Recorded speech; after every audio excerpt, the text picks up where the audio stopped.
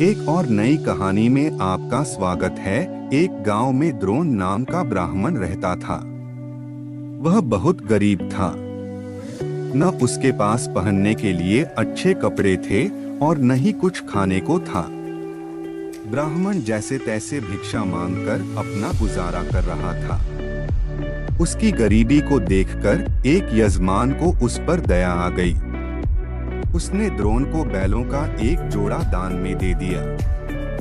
बैलों को गोधन मानकर ब्राह्मण द्रोण उनकी सेवा पूरी लगन के साथ करने लगा। उसे बैलों से इतना प्रेम था कि वो खुद कम खाता था, लेकिन बैलों को भरपेट खिलाता था। ब्राह्मण की सेवा पाने के बाद दोनों बैल तंदुरुस्त हो गए। एक दिन हटे-कट्टे बैलों पर चोर की नजर पड़ गई। बैलों को देखते ही चोर ने मन ही मन बैलों को चुराने की योजना बना ली। योजना बनाने के बाद रात होते ही चोर ब्राह्मण के घर बैल चुराने के इरादे निकल गया। कुछ दूर चलते ही चोर का सामना एक भयानक राक्षस से हुआ। राक्षस ने चोर से पूछा, तुम इतनी रात को कहाँ जा रहे हो? चोर ने कहा, मैं ब्राह्मण के बैल चोरी करने जा रहा हूँ। चोर की बात सुनकर राक्षस बोला, चलो मैं भी तुम्हारे साथ चलता हूँ। मैं कई दिनों से भूखा हूँ। मैं उस ब्राह्मण को खाकर अपनी भूख शांत करूँगा और तुम उसके बैल ले जाना। चोर के मन में हुआ कि रास्ते के लिए एक साथी भी हो जाएगा, तो इसे साथ ले जाने में कोई बुराई नहीं है।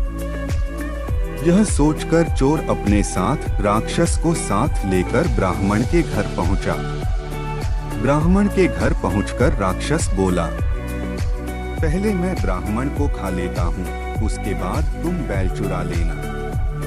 चोर ने कहा, नहीं, पहले मैं बैल चुराऊंगा, उसके बाद तुम ब्राह्मण को खाना। अगर तुम्हारे आक्रमण से ब्राह्मण जाग गया तो मैं बैल चुरा नहीं पाऊंगा।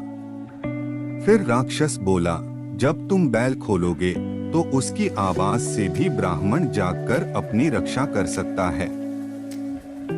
मैं इस चक्कर में भूखा रह जाऊंगा।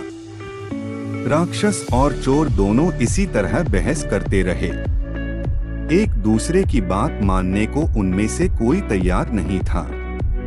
उसी बीच राक्षस और चोर की आवाज सुनकर ब्राह्मण जाग गया। ब्राह्मण को जागा देखकर जल्दी से चोर बोला, हे ब्राह्मण, देखो यह राक्षस आपको खाने आया है, लेकिन मैंने इससे आपको बचा लिया। इसने कई बार आपको खाने की कोशिश भी की, पर मैंने ऐसा होने नहीं दिया।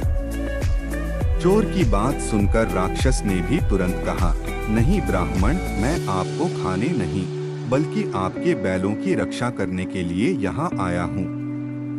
यह चोर आपके बैल चुराने आया था। दोनों की बात सुनकर ब्राह्मण को शक हुआ। खतरे को भांपते हुए ब्राह्मण ने फटाफट डंडा उठाया और दोनों को भगा दिया। इस कहानी से हमें ये सीख मिलती है कि हमें हमेशा परिस्थिति के अनुसार काम करना चाहिए, जैसे इस कहानी में ब्राह्मण ने किया। उसे चोर व राक्षस की बात सुनने के बाद अपनी आत्मरक्षा के लिए डंडा उठा लिया, जो उस परिस्थिति के लिए बिल्कुल सही था। धन्यवाद दोस्तों, पूरी कहानी सुनने के लिए वीडियो को लाइक करें और चैनल को सब्सक्राइब जरूर करें।